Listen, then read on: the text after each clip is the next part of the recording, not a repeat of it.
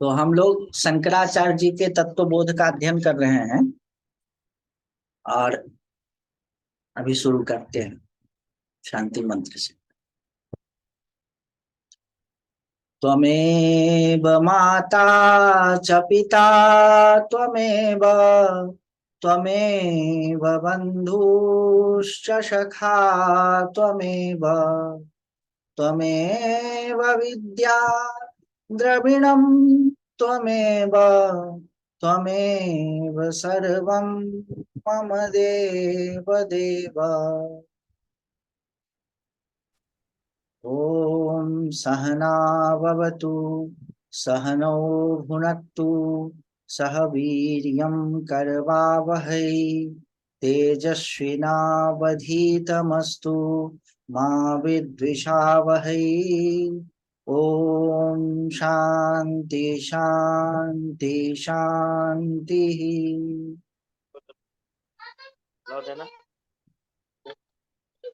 कौन सी बुक लाया? Science, natural and man made things तो पढ़ लिए थे ना? चलिए, अब कैसा है ये अधिकारी? ये अधिकारी जो है, जो भी वेदांत सुनेगा और वेदांत में जितने भी आप चर्चा करेंगे, तो पहली बात आएगी कि वो साधन चतुष्टय संपन्न होना चाहिए। साधन चतुष्टय क्या है? देखिए, एक टेबल में आपको दिखा ये आ रहा है ना, साधन चतुष्टय आ रहा है ना स्क्रीन पे? आ रहा है जी, आ रहा है। हाँ, ये साधन चतुष्टय क्या है? यह है विवेक और वैराग्य और समाधि, सठ संपत्ति और मुमुक्षा। ये चार जो हैं, ये चार साधन चतुष्टय हैं। इन चारों में पहला है विवेक, दूसरा है वैराग्य, तीसरा है समाधि संपत्ति और चौथा है मुमुक्षा।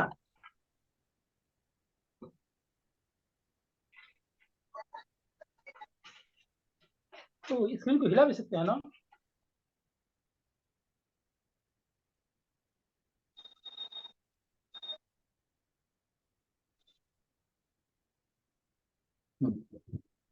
तो इन चारों, ये जो चार हैं, इसका एक क्रम है। इसका क्रम क्या है ये मैं आपको बताऊं।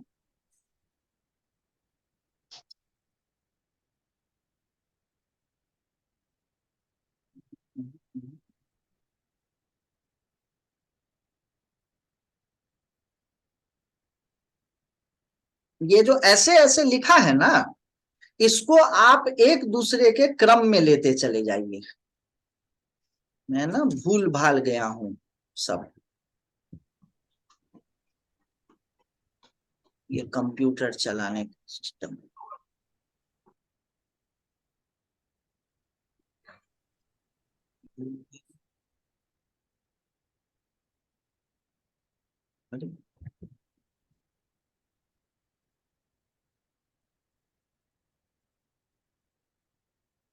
हाँ, ये देखिए, ये नया शेयर आ गया ना, विवेक, वैराग्य, सत संपत्ति और मुमुक्षा, एक एक दूसरे के लाइन में।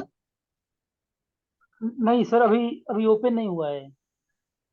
मतलब ओपन हुआ था बट अब ये फोल्डर आ गया फिर। अब ये देखिए तो, जी आ गया।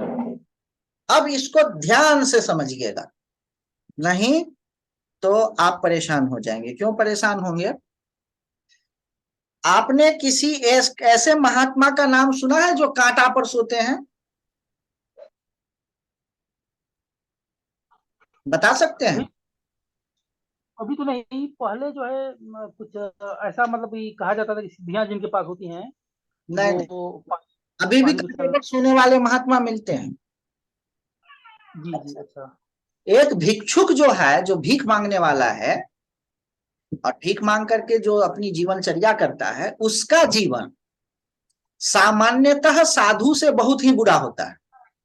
भले ही पैसे उसके पास में हो, आजकल तो भिक्षुक के भी पास में पैसा होता है, लेकिन जी भिक्षुक का जीवन एक सामान्य साधु, वैरागी साधु भी है, उससे बहुत ही उसके जीवन में वैराग्य होता है, कोई चीज नहीं रहती।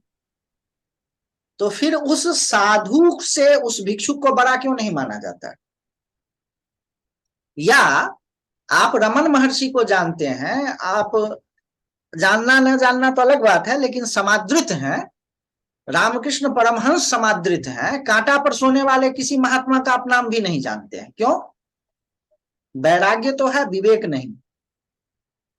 भारतीय संस्कृति में ज्ञान का आदर है, वैराग्य का नहीं आदर है। वैराग्य तो विवेक होगा तो अपने आप वैराग्य हो जाएगा, यूं समझिए। ये जो विवेक वैराग्य है ना, ये विवेक का बच्चा है, जिसमें जितना जितना विवेक होगा उसमें उतना उतना वैराग्य होगा। वह अनावश्यक काम नहीं करेगा, अनावश्यक वस्तु का संग्रह नहीं करेगा, जिसको विवेक होते जाएगा। और विवेक बड़ी ऊंची चीज है, इसीलिए अपने यहाँ विवेक या ज्ञान जो भी करिए उसका आदर है। विवेक युक्त वैराग्य होना चाहिए। वैसे ही रोड पर बैठ करके आप पड़े हुए हैं उसका कोई मतलब नहीं है। वो क्यों पड़े हुए हैं? अगर आपको यह समझ में आ गया कि सृष्टि में कुछ भी करने से कुछ भी नहीं होने वाला है। अभी मैं न्यूज़पेपर में पढ़ रहा था ऐसे मोबाइल में कि 1 महीना पहले 2 गैलेक्सी टकरा गया।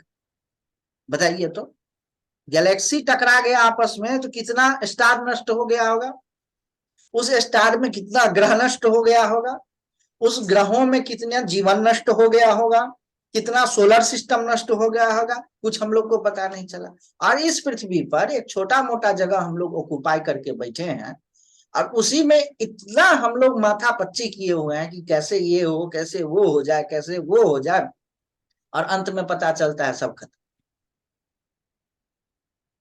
तो क्या उसका मतलब? ऐसी जिसकी दृष्टि इस पर अगर ठीक ठीक विचार किया जाए कि इतना बड़ा ब्रह्मांड है भाई विवेक, और वो नष्ट होता है, तो क्या होगा?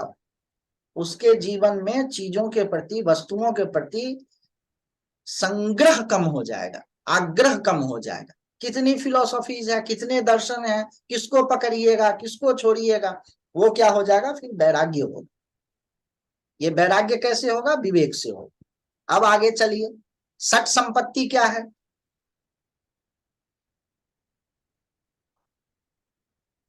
अब सट संपत्ति वाला दिख रहा है ना जी, ये चीज? दिख रहा है जी, दिख रहा है। अब देखिए, आप लोग जो भी लोग हैं ये वेदांत पढ़ते हैं, सुनते हैं, अब इसको अभ्यास कीजिएगा। सम दम उपरति तितिक्षा श्रद्धा समाधान। सम किसको कहते हैं, दम किसको कहते हैं, उपरति किसको कहते हैं, तितिक्षा किसको कहते हैं, श्रद्धा किसको कहते हैं, समाधान किसको कहते हैं? सम का मतलब हो गया मन को रोकना, और दम का मतलब हो गया शरीर को रोकना। जैसे कि आप बैठे हैं और अभी वेदांत तो सुन रहे हैं, इसी बीच में मन कर गया कि थोड़ा सा फेसबुक पर क्या आया है देख ले, मन को रोक लिया, और वह हो गया सम। और हाथ को भी रोक लिया, ये हो गया दम। समझ रहे हैं ना? मन को रोकना सम और शरीर को रोकना दम। अच्छा, उपरति का मतलब हो गया बहुत सारा चीज स्टार्ट नहीं करना चाहिए, अनारंभ। अगर आप बहुत सारे प्रोजेक्ट्स अपने जीवन में, बहुत सारी चीजें, बहुत सारे मीटिंग्स, बहुत सारे प्रोजेक्ट्स अगर आप शुरू कर देते हैं तो उसमें फंसते चले जाएंगे, उसमें फंसते चले जाएंगे। अब देखिए धीरे धीरे धीरे धीरे ये गहरा होता चला जाएगा। तितिक्षा, तितिक्षा का मतलब हो गया ये सारी चीज आप दूसरे चीजों के लिए करते हैं। जो नौकरी करता है, जो 10 घंटे दुकान में बैठता है, उसको भी तो मन करता है कि घूमने चले जाएं, बच्चों के साथ में, परिवार के साथ में, नहीं जाता है, अपने मन को रोकता है, क्या हो गया? सम। अपने शरीर को रोका, क्या हो गया? दम। रोज पार्टी नहीं करता है, पार्टी में जाने का प्लान नहीं करता है, उपरति। दुकान पर बैठा हुआ है, गर्मी लग रही है, ग्राहक आ रहा है, सामान एक ही सामान 6 बार वापिस कर रहा है, सामान गड़बड़ नहीं भी है फिर भी कह रहा है कि गड़बड़ है, उससे झगड़ नहीं सकता है, झगड़ेगा तो दुकानदारी टूट जाएगी, ग्राहक भड़क जाएगा। तितिक्षा, बर्दाश्त करना। श्रद्धा क्या हुई कि जो भी व्यक्ति जो भी कार्य करता है उसके दिमाग में, उसके मन में यह चीज जरूर है कि यह वस्तु या यह मेरा क्रिया मेरे लिए लाभकारी है। अगर दुकानदार को यह लग जाए कि मैं 10 घंटा बैठूं चाहे 5 घंटा बैठूं, मुझे दुकान में नुकसान होना ही होना है, 1 घंटा नहीं काम करेगा। या जो ऑफिस में, कार्यालय में काम करता है, उसको पता चल जाए कि काम तुम करो या ना करो, तुम्हें पैसे वैसे कुछ नहीं मिलने हैं, या जो भी वह चाहता है, पावर चाहता है, कॉन्टैक्ट चाहता है, वो नहीं मिलने हैं तो नहीं करेगा। कहीं ना कहीं मन में श्रद्धा है कि मैं जो कार्य कर रहा हूं वह फलवान होने वाला है, तो क्या हो गया? श्रद्धा। और समाधान क्या हो गया? मन में एक कार्य करने लगे तो उस कार्य को करना है, उससे अतिरिक्त अन्य चीजों को बहुत ज्यादा विचार करना, मन को थोड़ा सा विश्राम देना, बहुत ज्यादा विचार न करना, वो हो गया समाधान। सामान्य शब्द में भी कहते हैं ना कि हमें कोई प्रश्न आ गया, उस प्रश्न का उत्तर खोजते रहते हैं, ये आंसर होगा कि ये आंसर होगा कि ये आंसर होगा, और जब अंतिम में क्या करते हैं, एक कोई आंसर मिल जाता है तो बोलते हैं समाधान हो। उसी तरह से इन सारी चीजों को वेदांत में आप घटाइए। सम का क्या मतलब हो गया? जो श्रवण करने के लिए, वेदांत का श्रवण करने के लिए आपको थोड़े से अपने मन को अन्य चीजों से रोकना पड़ेगा। मैं ये चीज करता था, मैं तो जब वेदांत पढ़ना शुरू किया तो पहले मैं बहुत वेदांत ऐसे रामकृष्ण मिशन आदि से पढ़ा था, लेकिन जब परंपरा से महाराज जी के पास में पढ़ने लगा तो बोले कि पहले इन सब चीजों का पढ़ते हो तो अभ्यास करो, ये तो केवल बातचीत करने के लिए नहीं है। तो सम का कैसे अभ्यास? तो बैठे हैं, मन कर रहा है ये चीज सोचे, ये कर ले, इस ग्रंथ में क्या है, इस पुस्तक में क्या है, पढ़ने लिखने के ही समय मन को रोक लिया। कभी कभी ऐसा कि उठ करके किताब देखने लगे, रोक लिया, वापिस आ गए। उपरति, आज वहां जाना है, आज वहां दर्शन करना है, आज वहां गंगा जी जाना है, ये सब भी एक तरह का विघ्न है। वेदांत के लिए अच्छी बात है, आज गंगा जी जाना है, आज वो उसमें जाना है, रोक लिया। योगेंद्र जी बुलाए इलाहाबाद, नहीं गया, अभी नहीं आएंगे, रोक लिया आपने। उपरति, तितिक्षा, जिस जगह पर है उस जगह पर गर्मी ठंडी, थोड़ा सा भूख भी लग रहा है, समय से भोजन मान के चलिए, आएगा 2 बजे आएगा, वेदांत अध्ययन करें, 2 बजे कोई टिफिन लेकर के आएगा, थोड़ा लेट हो गया, 2:30 बज गया, छोड़ करके उसको देखने चले गए, क्यों नहीं लाया, बर्दाश्त कर लिया भूख को। तितिक्षा। श्रद्धा, कि मैं जो कार्य कर रहा हूं वह फलवती है, वह जो वेदांत का अध्ययन है वो अध्ययन से भी लाभ होगा, और लाभ होगा ही, और परम लाभ होगा, ये हो गया श्रद्धा। असमाधान, वेदांत में ये ऐसा है, चार्वाक दर्शन में ऐसा है, न्याय दर्शन में ऐसा है, कॉन्शसनेस स्टडीज में तो कहता है कि कोई कॉन्शसनेस नाम की शरीर से अलग कोई चीज ही नहीं है, क्यों पढ़े, क्यों करें, ये सब क्या हो गया? मन की असमाधान वाली स्थिति। आप सुनिए, आप समझिए, आप न एग्री हो तो वो है, लेकिन आपको रेफ्यूट करने के लिए भी, आपको किसी चीज को न मानने के लिए भी उसको जानना पड़ेगा। बिना न माने आप कैसे जान सकते हैं? तो उसको उतना तो जानना ही पड़े, उतना श्रद्धा होना ही चाहिए कि जितने में आप उसको जानने के लिए श्रम करें। ये हो गया समाधान। और फिर अगला क्या चीज है? मुमुक्षा। इसी का बच्चा है मुमुक्षा। ये अब लाइन वाली चीज आ रही है ना? जी विवेक, वैराग्य, सत संपत्ति और मुमुक्षा।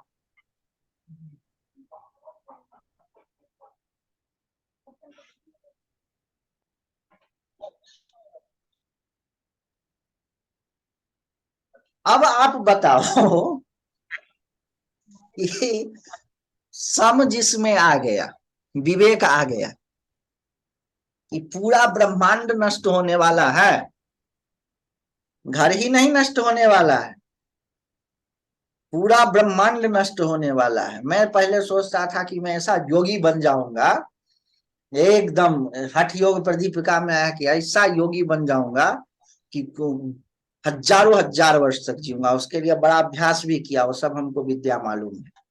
तो बाद में हमको कबीर दास का एक सुना, राजा मरी है जोगी मरी है, मरी है सहज 88। 14 भुवन के 14 ही मरी हैं, इन्हीं की को नास। सूरज मरी हैं, चंदा मरी हैं, मरी है धरनी आकाश। सूरज भी मर जाएगा, चंदा भी मर जाएगा, धरती भी मर जाएगा, आकाश भी मर जाएगा। तो सबका मरना तो हमने मान लिया कि सब मर जाएगा, लेकिन जोगी मरी हैं। अरे राम राम, जो मृत्यु पर भी नहीं रोता है, श्मशान में वास करता है, सबको कहता है कि मरना उड़ना तो कोई चीज नहीं, वो भी मर जाएगा।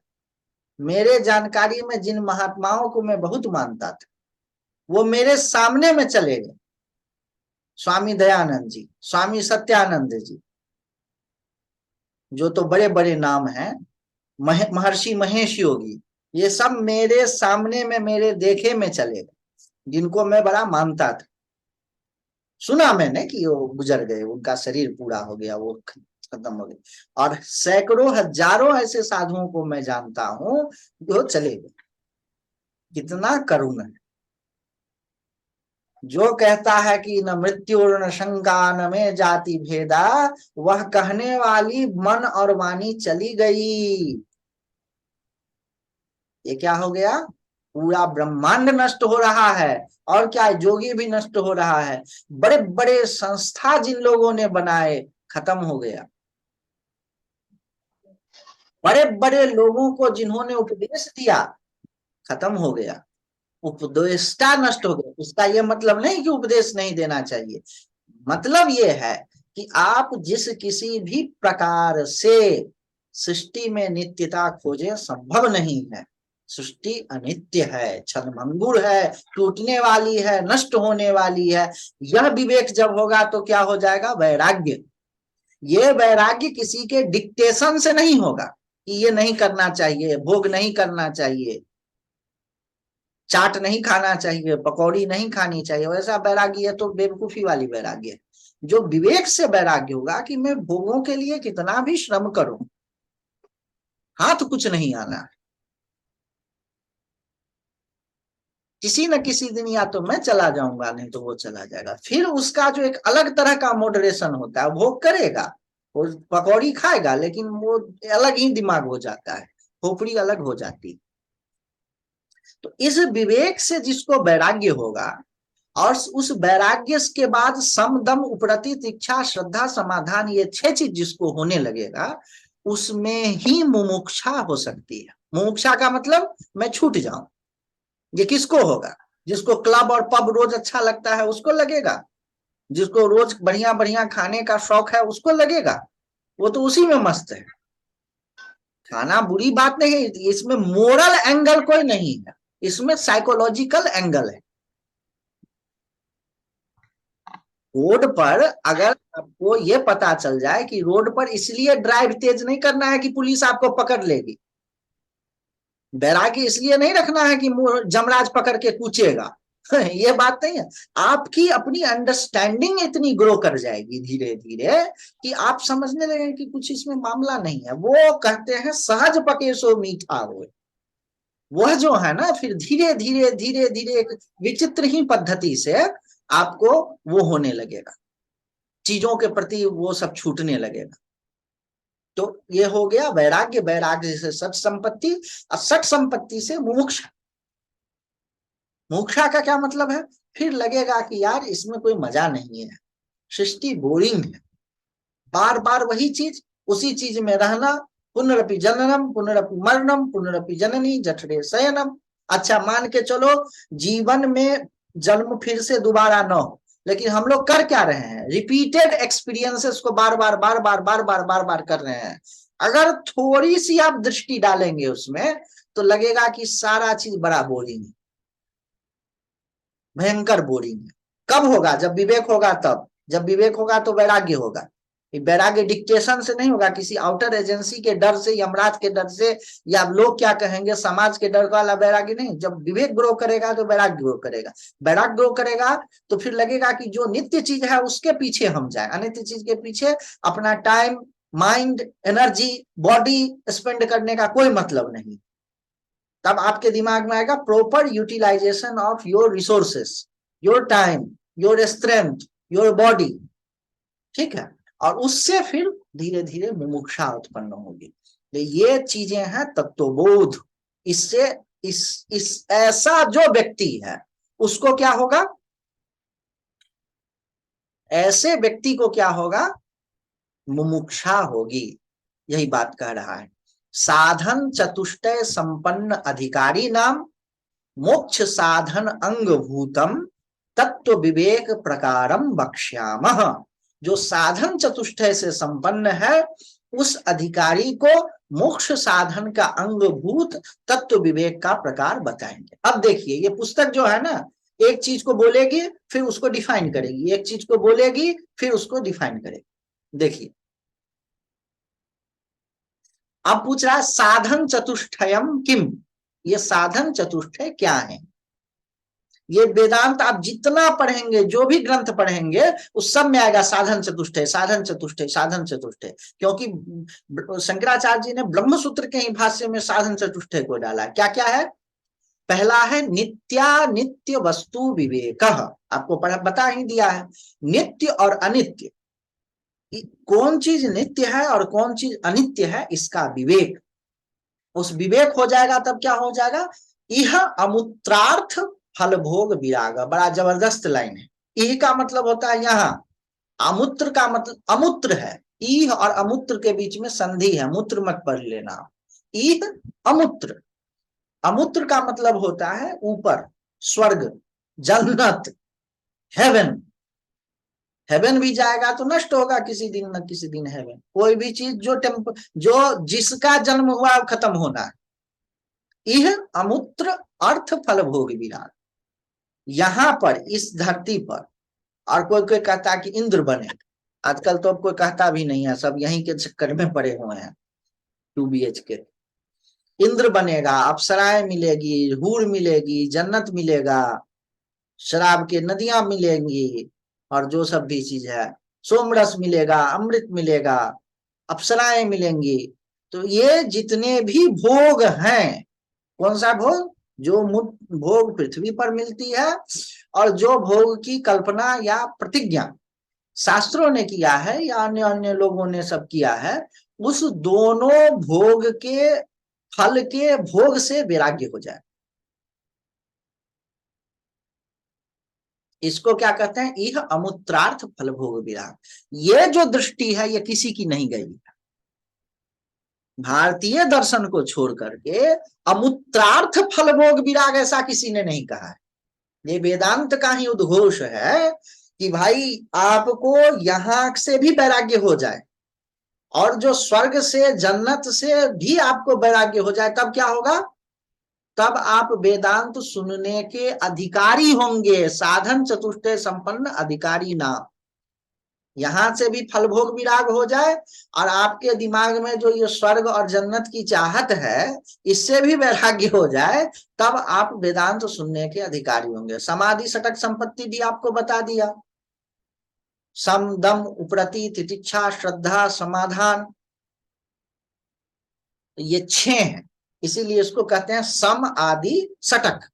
एक ग्रुप जिसमें सम है शुरू में और वो 6 है। A group, a set of 6, a group of 6 beginning with sum. Sum आदि में है जिस ग्रुप का, ऐसे समझ लीजिए। आदि का मतलब एक्सेट्रा भी होता है, आदि का मतलब ये भी होता है अ ग्रुप जिसके बिगिनिंग में सम है। जैसे 5 लोग हैं, राम श्याम मोहन मदन गीता, सबसे पहले नाम आया राम का, तो आप राम आदि जा रहे हैं, इसका क्या मतलब हो गया, एक ऐसा ग्रुप है जिसके बिगिनिंग में राम है, ये भी इसका मतलब हो गया। और आदि का मतलब एक्सेट्रा तो आप जानते हैं। तो समाधि सटक संपत्ति, संपत्ति ही मुमुक्षुत्वम चेति, ये जो है 4 हैं। नित्यानित्य वस्तु विवेक, इह मूत्रार्थ फल भोग विराग, समाधि सटक संपत्ति और मुमुक्षुत्व। अब क्या करेंगे, कल ये इन सब चीजों को डिफाइन करेंगे। हमने पहले ही बताया था कि ये जो है डेफिनेशन का है शास्त्र, इसमें तमाम तरह के डेफिनेशन हैं। तो पहले इन्होंने साधन चतुष्टय बताया, फिर मोक्ष साधन अंगभूतम, फिर तब तो विवेक प्रकारम। तो अभी ये साधन चतुष्टय क्या है इसको बताएंगे। उसको बताने में पहले साधन चतुष्टय का केवल नाम नाम किया है, अब उन नामों को डिफाइन करेंगे। विवेक क्या है, वैराग्य क्या है, समाधि सटक संपत्ति क्या है, और मुमुक्षुत्व क्या है। पहले संस्कृत की यह पद्धति है कि पहले नाम निर्देश करते हैं, ये केवल नाम नाम बता दिया, अब आगे चल के इसको डिफाइन करेंगे। इसको हम लोग अब अगले दिन करेंगे। और आज कोई प्रश्न हो तो कर सकते हैं।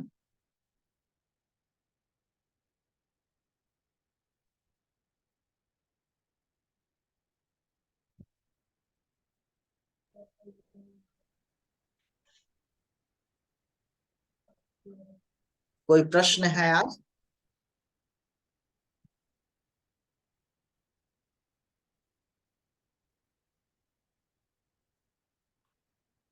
सर मेरा एक प्रश्न कल के ही क्लास पे है। तो कल एक बात हुई थी इच्छा पे। तो जैसे कि अगर अगर ढेर सारी इच्छाओं को समेट कर, मतलब कि चाहे जैसे भी उसे मिटा करके केवल एक ही इच्छा रह जाए, मतलब ऐसे तो ईश्वर की, बट सपोज ईश्वर की नहीं, मतलब कि भौतिक दुनिया में ही अगर अगर ढेरों सारी इच्छाओं को हटाकर एक इच्छा या एक या दो इच्छा रखें, तो क्या ये उससे श्रेष्ठतम स्थिति है, या मतलब ये इसका भी कोई धर्मशास्त्र का मतलब विषय मायने? है। ये धर्मशास्त्र का, धर्म का मतलब होता है ऐसे चीज जिनसे आपकी अभ्युदय होती है। तो ये सब चीज है ना, पावर ऑफ माइंड, ये पावर ऑफ थॉट, विचारों की शक्ति। तो वो क्या कहेंगे कि भाई आपके बहुत सारी इच्छाएं हैं, तो जिस तरह से किसी को बहुत सारे बच्चे हों तो बच्चे कमजोर हो जाएंगे, एक दो बच्चे हों तो उनका लालन पालन ज्यादा अच्छा से होगा। उसी तरह बहुत सारी इच्छाओं के बजाय अगर कुछ ही इच्छाएं हो आपकी, तो वो उन इच्छाओं की शक्ति ज्यादा हो जाती है, और शक्ति ज्यादा होने से उन इच्छाओं की पूर्ति जल्दी होती है। ठीक है। मैंने जल्दी क्यों कहा शब्द, क्योंकि सिद्धांत ये है कि आप तो अभी जीव हैं। जीव मतलब क्या समझते हैं? कमजोर चीज, बहुत बड़ी बहुत पावरफुल चीज होती है जीव। तो आपके मन में जो भी इच्छा है वह पूरी होनी ही होनी है, चाहे अभी हो चाहे इस कल्प के बाद हो।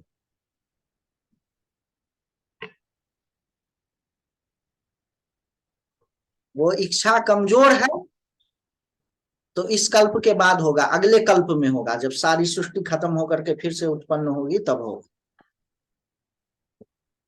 यही तो मुश्किल है। नहीं तो आपकी जो भी इच्छाएं हैं वो पूरी होनी ही होनी। ब्रह्मांड आपकी इच्छाओं के लिए बना है।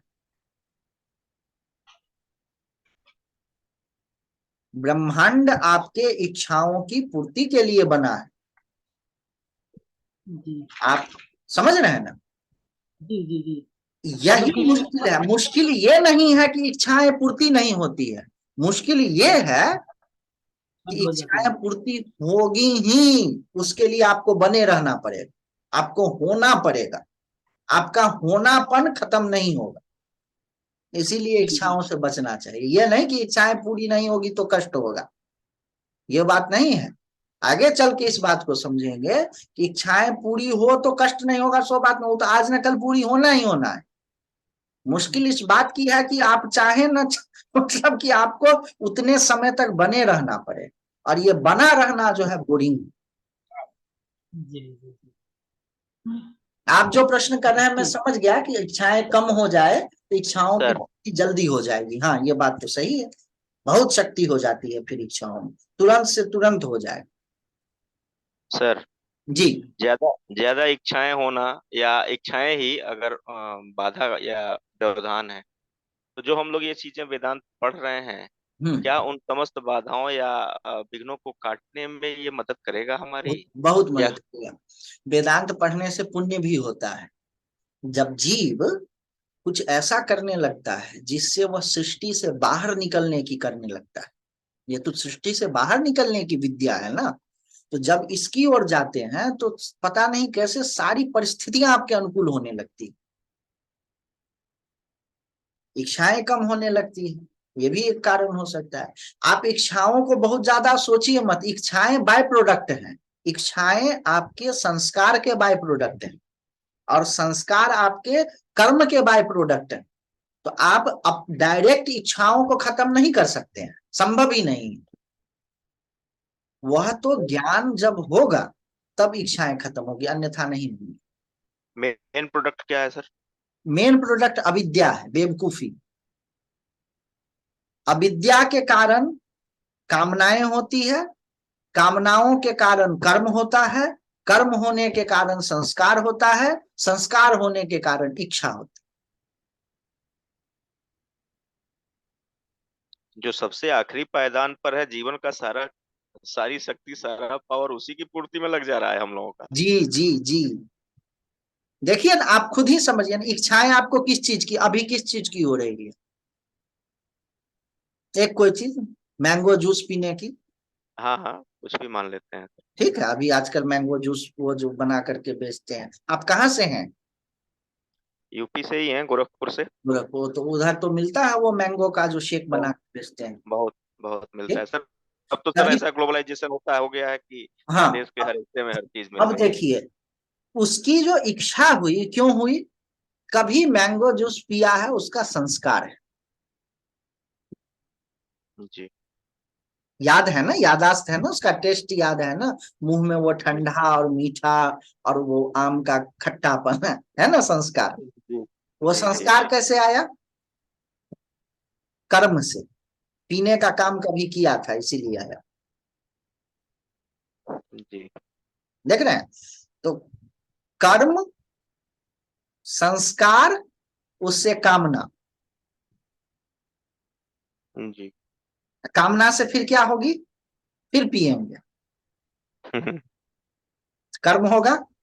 जी उस कर्म से फिर क्या होगा? संस्कार बनेगा। फिर वो जो मीठा है, अभी मैं बोल रहा हूं ना, तो उतना नहीं जी याद है, जब पिएंगे तो वो मीठा और खट्टा और ठंडा फिर से याद आ जाएगा। उसका, उसकी यादाश्त और मजबूत होगी, संस्कार और मजबूत होगा। पकड़ रहे हैं बात को? तो फिर तो ये अंतहीन श्रृंखला हो गई सर। ये एक विशियस साइकिल, हम्म, काम कर्म संस्कार, काम कर्म संस्कार, काम कर्म संस्कार की एक साइकिल है। ये टूटेगा कैसे? आप न काम को रोक सकते हैं, न संस्कार को रोक सकते हैं, न कर्म को रोक सकते हैं। जो लोग भी कहता है कि काम को रोकिए, इच्छा को रोकिए, वो बेवकूफ है, उसको मालूम नहीं कि इच्छाएं कैसे आती। कर्म को भी नहीं रोक सकते हैं, संस्कार को भी नहीं रोक सकते। तीनों का साइकिल चलेगा। नष्ट कैसे होगा? बाहर से एक चीज आती है, उसको कहते हैं अविद्या। वह अविद्या के कारण ही आपका मन बनता है। जिस चीज से मन बनता है, बुद्धि बनती है, उसका नाम है अविद्या, बेवकूफी। वह जब नष्ट होगा तो आपका काम कर्म संस्कार तीनों युगपद नष्ट हो जाएगा, एक साथ नष्ट हो जाएगा। और वह अविद्या कैसे नष्ट होगी? उसका ये विद्या है, ब्रह्म विद्या। ब्रह्म विद्या से ही अविद्या नष्ट होगी। अभी आप केवल तीन ही चीज समझ रहे हैं, काम कर्म संस्कार। मैंगो का जूस पिया, जूस पिया तो उसका पीने का कर्म किया, कर्म होने से उसका टेस्ट आया, टेस्ट का याद रखा, टेस्ट को याद करके फिर पीने की इच्छा हुई, फिर पीने का कर्म हुआ। इस तरह से साइकिल चलते रहता है। इसको सब चीज पर बैठा लीजिए, आपको जो जो चीज मालूम है सब पर बैठा लीजिए। काम कर्म संस्कार, ये साइकिल। आगे कहिए।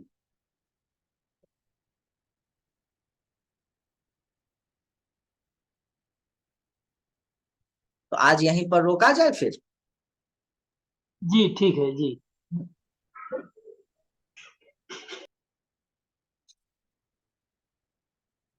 ओम सहनावतु, सहनो भुनक्तु, सह वीर्यं करवावहै, तेजस्विनावधीतमस्तु मा विद्विषावहै। ओम शांति शांति शांति। ओम सर्वे भवन्तु सुखिनः, सर्वे सन्तु निरामयाः, सर्वे भद्राणि पश्यन्तु, मा कश्चित् दुःखभाग् भवेत्। ओम पूर्णमदः पूर्णमिदं पूर्णात् पूर्णमुदच्यते, पूर्णस्य पूर्णमादाय पूर्णमेवावशिष्यते। ओम शांति शांति शांति। ठीक।